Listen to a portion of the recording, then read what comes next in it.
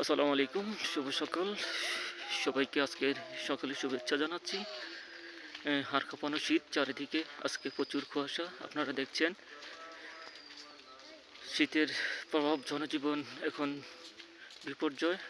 চারিদিকে প্রচুর কুয়াশা, শীত। যারা আজকে দূর দূরান্ত যাবেন, অবশ্যই যানবাহনে রয়েছেন, চালক রয়েছেন, আপনারা অবশ্যই সাবধানে গাড়ি চালাবেন। প্রচুর কুয়াশা আপনারা দেখছেন, প্রচুর চারিদিকে বেশি দূর দেখা যায়নি। আমি যখন সকালে ফজরের নামাজ পড়তে বেরিয়েছিলাম, গেট খুলছি, সামনের কিছুই দেখা যায়নি, প্রচণ্ড কুয়াশা পড়েছিল আর কাঁপানো শীত।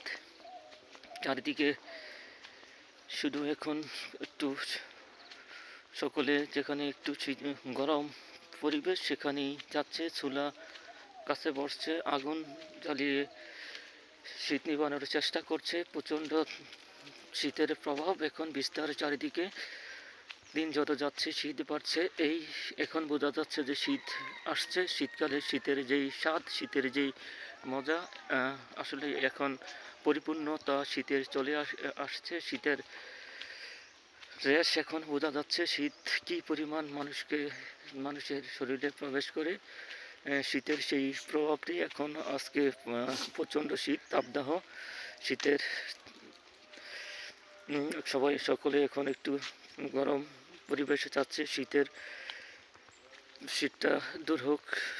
তবে এই শীতে বয়স্ক যারা রয়েছে, কিশোর যারা রয়েছে, তাদেরকে একটু সাবধানে রাখতে হবে, কারণ শীত প্রতিদিনই বাড়ছে। তাদেরকে গরম পোশাক পরিধান করতে হবে।